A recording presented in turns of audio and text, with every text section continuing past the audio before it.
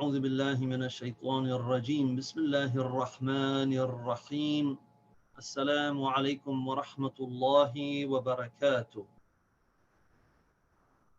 Tonight's session will be our 20th lesson in our series on learning to read the Holy Quran. And in tonight's lesson we are going to cover what is called Hamza al-Wasl. This is a letter that appears throughout the Quran virtually on every single page many times. So it's very important that we learn how to read this letter when we approach it. So Hamza al-Wasl, as you can see here, looks just like a regular alif, but you will see on top of it a small, what is called a small sad. And some people, when they read the Quran, when they get to the Hamza al-Wasl, they mistake this for a dhamma. So they read this alif with a dhamma, they say O. Sometimes you will say O, but the majority of the times this is read differently.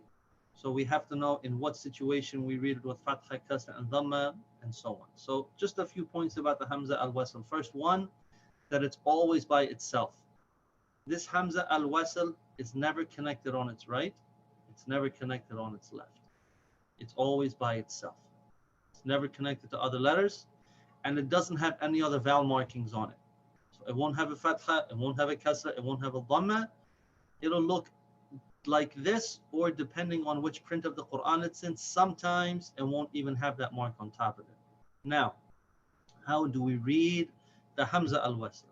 Well, it'll depend on whether the Hamza al-Wasl is the first letter that we read in the sentence. If it's the letter that we start from, then we read it. This is very important. If it's at the beginning of the sentence that we're reading, or sometimes we might want to read from the beginning of an ayah in the Quran, we might stop and then read from the middle of the ayah at some part of it. So if the Hamza al-Wasl is the first letter that we're pronouncing, the first letter that we're reading, then we actually pronounce it. And usually, most of the time, you'll find that you'll read it with a fatha. Now, sometimes you'll read it with a kasra, sometimes with a dhamma. And when that happens and why it happens, we might discuss that in a later session if we have time for it. But for now, just remember that if it's the first letter that you're reading, you will pronounce it. And most of the time, the great majority of the time, you will pronounce it with a fatha. You'll read it as ah. Now, if the Hamza al-Wasl is not the first letter that you're reading, then it is silent and you don't pronounce it. This is also very important. You do not pronounce the Hamza al-Wasl if it's in the middle of a sentence. So let's look at some examples. First, we should realize that depending on the print of the Quran that you're reading, or there may be some digital fonts that don't have this Hamza al-Wasl, the Hamza al-Wasl will either look like this on the right, this right here, where it has this small sad on top, and sometimes it will look just like an alif, but it will have no vowel markings on it at all. No fatha, no kasra, no dhamma, just the alif by itself. And it won't have anything connected on its right, nothing connected on its left. This lone, solitary, isolated alif is the Hamza al-Wasl. So it will be in either of these two, so you should be able to recognize them so we can read the Quran properly. Now, the Hamza al-Wasl, let's go look at some examples. As we said, if it is the first letter that you are reading, then you pronounce it. So here we have a phrase where the Hamza al-Wasl is the first letter in the phrase, the first letter in the sentence, we could say. So if we start reading from this Hamza al-Wasl, we start reading from here, now we pronounce it. And we're going to read it as if it has a fatha. So we're going to read this Hamza al-Wasl, and we're going to read it with a fatha, and we're going to say al, because then this lam has a sakin, which means we connect it with the Hamza al-Wasl. We say alhamdu lillahi. So we pronounce this Hamza al-Wasl.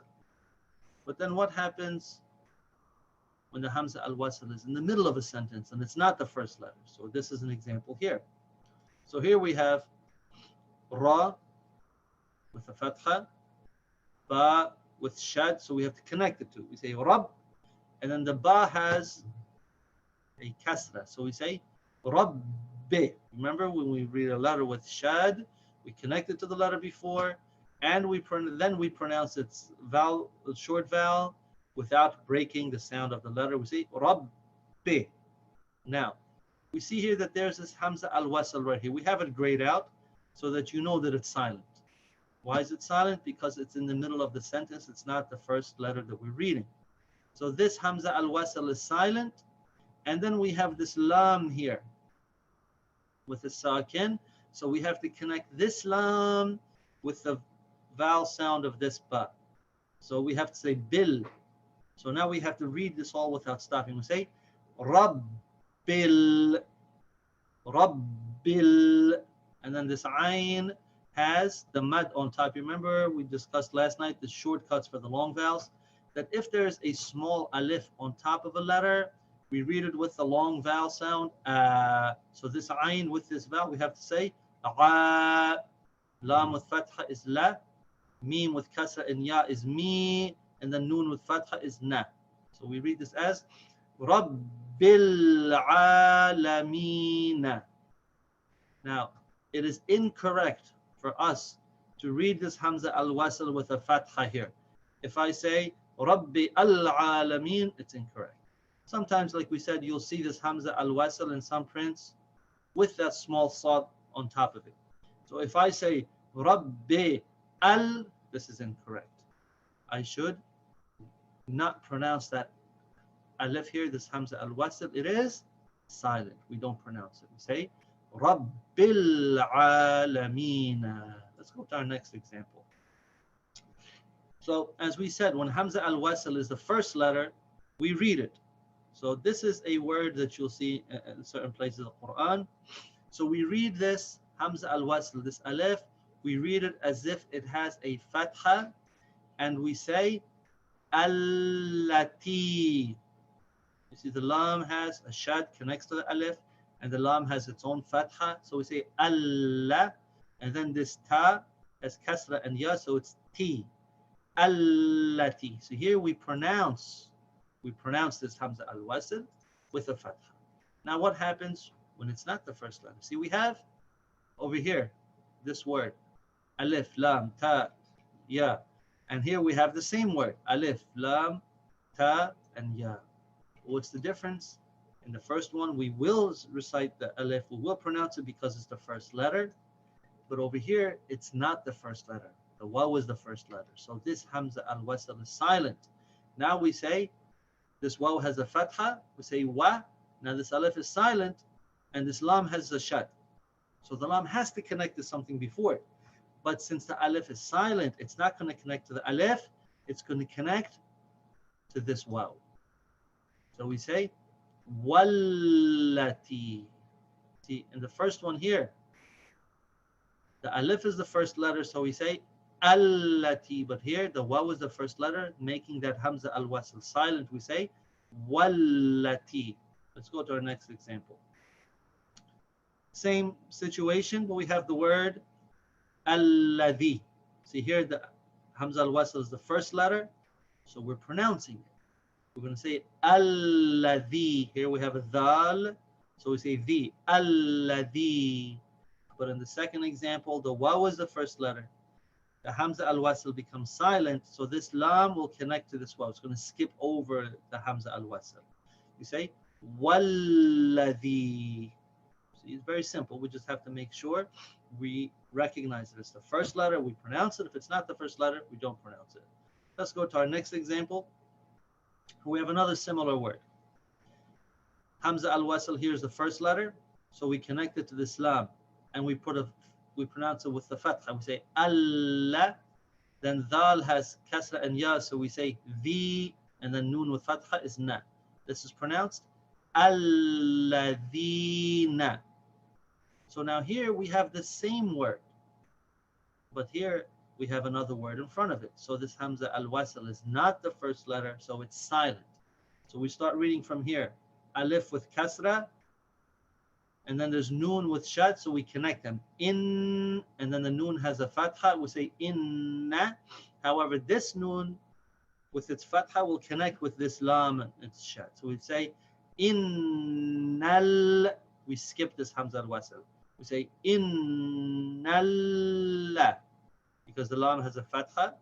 The lam connects with the noon because of its shad, and then we pronounce its fatha. We say innal ladhina. See, this first one has the Hamza al-Wasl as the first letter, so we say alladhina. In the second example, the Hamza al-Wasl is silent because it's not the first letter, so we say innal ladhina. Look at another example. Here we have the name of Allah. In the name of Allah, our Lord, our Creator, the first alif in it is Hamza al-Wasl. So when we start reading from Allah's name, we pronounce this alif, and we pronounce it with a fatha. We say Allah. And one thing you should also recognize is that there's one lam here and then two lams, and this lam is usually silent. When there's nothing on it, no kasra or anything, it's silent. So the only time there will anything be on this first lam is a kasra. So we'll worry about that later when we get to it, inshallah. But for now, just remember that this lam is silent. So this second lam has the shad, which connects to this alif in the beginning, the Hamza al-Wasl. And then this lam also has this mad, which makes it la. So we say Allahu. And we should also remember that the name of Allah is pronounced with a full long vowel.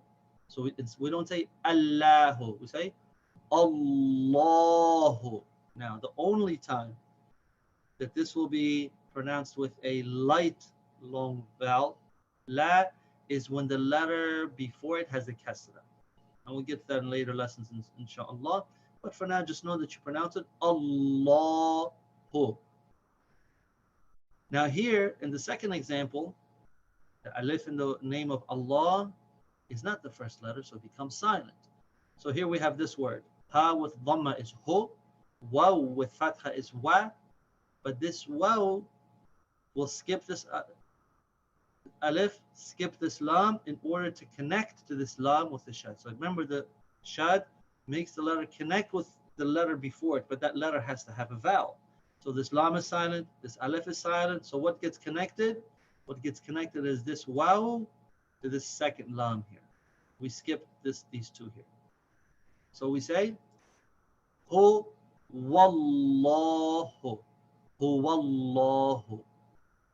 See, now you're reading Quran. One more example. Here we have Hamza al-Wasl and then lam with sakin. It's the first letter, so we pronounce it. We say al. Then there's ha with fatha. Then after it, qaf with shad, so we have to connect the two. And then qaf has a dhamma, so we have to pronounce the qaf with the dhamma without breaking the sound of the qaf. We say haqqu, haqqu. So we say al-haqqu. So now, in the second example, the Hamza al-Wasl is not the first letter, so we don't pronounce it, it's silent. So we say, this ha with dhamma is hu, waw with fatha is wa, but this waw will connect to this lam with sakin, so we say, huwal haqqu. See? Hu, wal, we're skipping this alif because it's silent. Wal haqqu. Let's read it smoothly now. Huwal haqqu. And that is the Hamza al-Wasl, and that is the end of our session for tonight.